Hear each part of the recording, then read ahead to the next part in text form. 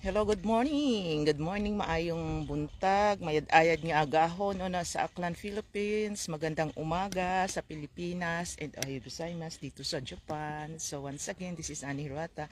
Andito uli ako ngayon sa Wakasawa Beach. Pero just short live ito kasi napakapayapa, napaka-calm ng dagat. Kaya gusto ko sa inyo ipakita siya ngayon. Okay? Ikot ko yung aking camera para makita nyo siya to witness. Uy, bakit ayaw niyo umikot? O yan. So yan na. From a left far.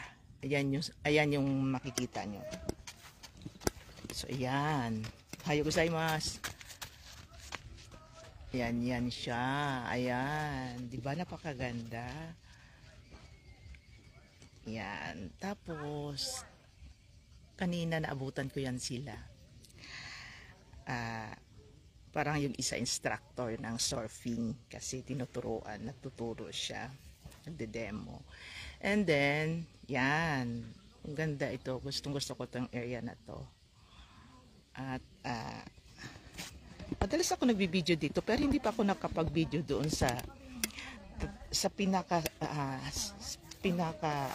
borderline ng dagat. But then, so ayan, sige, nakapag-walking na ako around 15 minutes ngayon. 15 minutes from our house. Ngayon pabalik na uli ako and then maya lang ng konti mag-live ako doon sa aking business page. Pero kasi I cannot resist na hindi pakita sa inyo itong ganda ng aming dagat, ng aming vicinity. So yan talaga siya kaganda. Parang gusto ko nang lumukso, gusto ko nang lumangoy.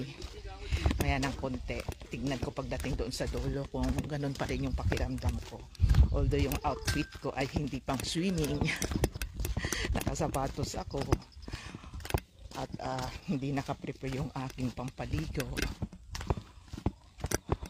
Pagdating sa bahay. Pero pwede na rin siguro.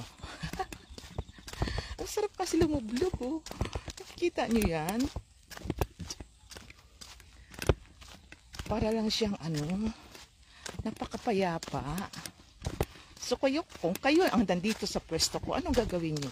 Magsiswimming kayo? Titignan nyo lang ba?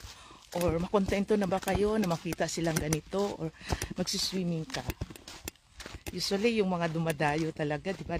Yung mga galing sa ibang lugar, dumadayo pa dito para makapag-swimming, samantalang kami na nandito sa paligid, bahira